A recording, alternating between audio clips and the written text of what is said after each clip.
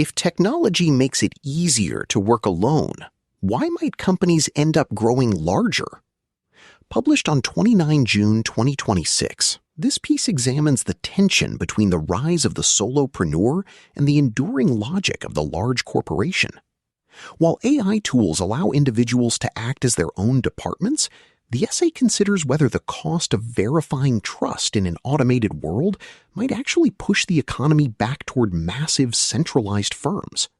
It applies classic transaction cost theory to a future where the biggest hurdle isn't capability, but the expensive necessity of proving that a digital partner is legitimate. Written by Noah Smith in No Opinion, narrated for Arva.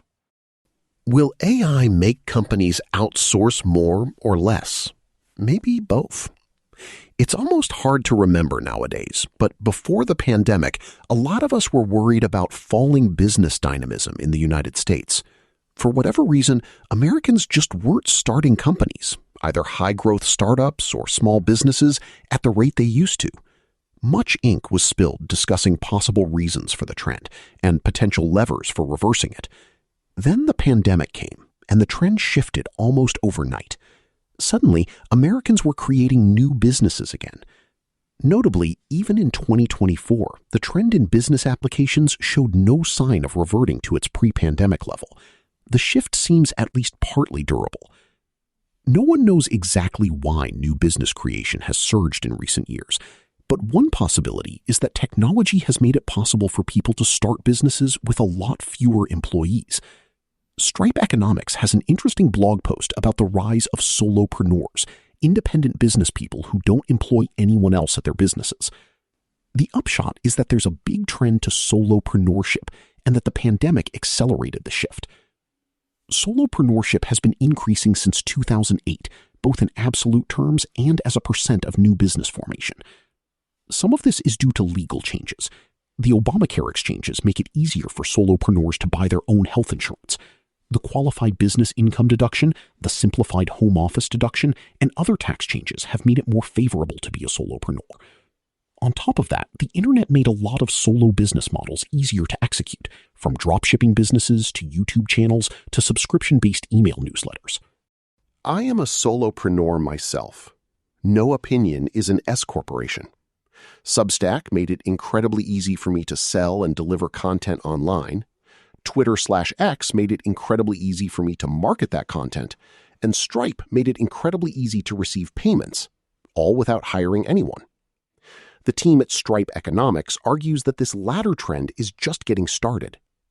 Thanks to AI, the number of business models that can be executed by single individuals is growing rapidly. An agent can now help you find the best tools for your business and handle your integration with minimal support. The recent growth in non-employer businesses shows a positive relationship with industry-level AI adoption. Part of the reason businesses historically tended to be built by groups was that a single individual rarely possesses all the skills needed in the entrepreneurial journey. Whether it's how to evaluate or size a market, code an app, price a product, write and execute a marketing campaign, or close a deal, AI and AI-augmented software can fill many of the gaps that founders previously turned to another human for. Or, as Sam Altman so succinctly put it, revenge of the idea guys. We think this phenomenon is the true engine of the AI surge in business formation we're seeing today. The availability of this breadth of on-tap assistance allows anyone with sufficient motivation to go it alone. Given this, we think the 20% figure is a floor rather than a ceiling in terms of AI impact. This makes sense. It's pretty clear that one big reason to have a multi-person company has always been individual specialization. But Claude is far more versatile than any human being, so in the age of AI agents, specialization will probably be less important in many cases. Even in the many cases where that doesn't allow one person to run a company all by themselves, it will tend to push companies toward lower headcount. Kim and Koning have a new working paper showing that AI-native companies now being created tend to have about 25% fewer employees than their peers. This is important because it bears on the future of human employment, the question that's currently on almost everyone's minds. It raises the possibility that self-employment is the future of employment.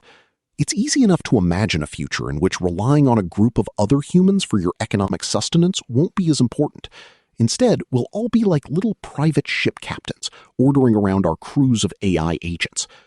That future is easy to envision because it's the logical endpoint of a trend that had already been going on for quite some time, the rise of corporate outsourcing. Whether it was manufacturing supply chains strung out across dozens of countries, or companies hiring subcontractors to do their payroll or their IT or their accounting, or corporations paying SaaS providers for software products, companies generally do a lot less of their work in-house than they did half a century ago. The rise of outsourcing, both domestic and foreign, was enabled by improvements in transportation and communication technologies. Shipping crates and the internet made it easy to turn local production networks into regional or global ones. The internet made it easy to find contractors, verify their reputability, communicate with them, monitor them, and verify their work. That fit very well with the leading economics theory of outsourcing, transaction cost theory.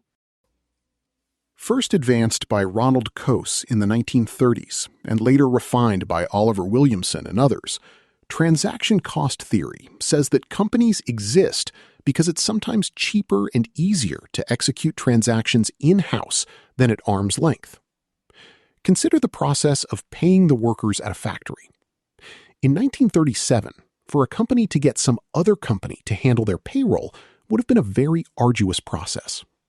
You would have had to look up payroll contractors in the phone book, ask around to find out whether each one had a good reputation, have their representatives come by your factory to get information about how many hours each worker had worked, and so on.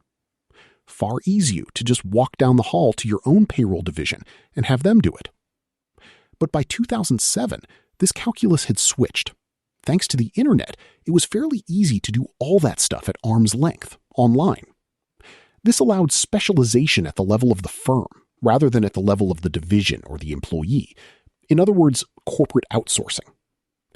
That's just a story, of course, but in general, transaction cost theory is strongly supported by empirical evidence. In cases where we can measure transaction costs, they do seem to affect the decision to in-house versus outsource. Bourgeot et al., 2023, find evidence that the internet drove a wave of outsourcing in France, for example. Does domestic outsourcing react to technological change? We study the staggered diffusion of broadband internet in France in the 2000s and show that connected firms increased their outsourcing expenditures while decreasing the diversity of occupations they employ in-house. Overall, we show that the deployment of new technologies stimulated domestic outsourcing in this context. There are other theories about why companies choose to do things themselves versus buying them from someone else, but many of them, incomplete contracts theory, agency theory, relational contracting theory, etc., overlap substantially with transaction cost theory. The informality, close monitoring, and long-term relationships that form within a company can all be seen as ways of decreasing transaction costs. A lot of people are assuming that when it comes to transaction costs, AI will work like the internet, only more so. In fact, I find AI will be like the internet, only more so, to be one of the most common tacit assumptions in AI discourse in general. AI can read, understand, and analyze your business's website in an instant, or dispense with the need of a website entirely. It can scan the entire internet to assess whether your business is a trustworthy contractor, or even contact you directly to find out. It can absorb nearly unlimited reams of business data in order to monitor that you're doing a good job, and so on. It's easy to see how this might lead to a world of total outsourcing and solopreneurs. But at the same time, it's possible to imagine that AI will increase transaction costs between companies. The simple reason is that AI doesn't just analyze information, it also creates it. Yes, an AI can search the web for payroll outsourcing companies and get an idea of which are reputable by researching everything that has ever been said about each. But by the same token, an AI can create a new company, give it a website, and invent a bunch of other companies and reviewers to make it look legit. And then, if and when your AI pays that AI's fake company to do your accounting or whatever, the fake company can just take all your money and vanish in a puff of smoke. AI-driven fraud is already happening at scale. Here's a BBC story from last year. Unscrupulous foreign firms are using AI-generated images and false backstories to pose as family-run UK businesses to lure in shoppers. Customers say they feel completely ripped off. Consumer Guide Witch said the growing use of AI tools was making it possible for fraudsters to mislead the public on an unprecedented scale. If human consumers can be fooled, so can human purchasing agents and procurement specialists. Okay, you respond, I'll just get an AI to do the purchasing and procurement. Problem solved. But here we are, back in the realm of transaction costs. You might need a frontier AI and a lot of expensive tokens to check the ever-expanding galaxy of fake companies in a way that would allow you to make a reliable outsourcing decision. Nor would it even necessarily take fraud and manipulation in order to make arm's-length transactions between AIs unreliable. Human beings are relatively consistent over time. If I do business with you today, I can be reasonably sure that doing business with you tomorrow will be similar, because your knowledge and skills and character, etc., are all going to be roughly the same. This is not generally true with AI, at least not with the AIs that exist today. They are ephemeral creatures. Their ability to maintain the same goals, personalities, and capabilities over the weeks or months or even years of a business-to-business contractor relationship has yet to be demonstrated.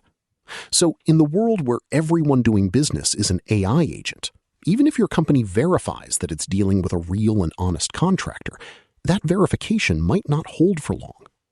If AIs remain inconsistent over time, trust will therefore have to be reestablished from scratch every so often, and that could be expensive. In fact, we've already seen an example of just how expensive constant re-verification of trust can be: Bitcoin. In order to do away with the need for intermediaries like banks to verify transactions, Bitcoin has to re-establish trust between counterparties every time a transaction is performed. As Eric Budish has shown, constant re-establishment of trust is incredibly expensive in terms of electricity, which basically dooms Bitcoin's use as a medium of exchange. So AI doesn't have to be an unreliable partner in order to put an end to the world of ubiquitous online contracting that we've built over the past 3 decades. All it has to be is a partner whose reliability is expensive to verify. If AI brings about a world of higher transaction costs due to the inherent unreliability of long-term arm's-length dealings between AI agents, then the AI age will probably be one of bigger companies. Internal procedures for verifying trustworthiness, the AI equivalent of walking down the hall and knocking on the door of your own internal corporate division, might be the new equivalent of the informal long-term relationships that lower transaction costs within a typical human-staffed company. In a post back in April, I predicted that Japan-style salarymen occupations, ever-shifting irregular bundles of tasks within a single big company, might be a more important kind of job all around the world going forward. But the transaction cost theory of the firm could give us another reason to expect the same. If only big companies can establish internal trust cheaply, then many humans, whatever kind of work they're still doing 10 or 30 years from now, will be working for big companies. That doesn't mean solopreneurship is a temporary trend or a dead end. There are probably many lines of business in which long-term trust between agents carrying out specialized business processes is not a big deal. In those areas, solopreneurs will flourish. We may thus see a bifurcated distribution of company sizes and job types, a vast horde of solopreneurs, and a few monster companies employing huge numbers of wage earners.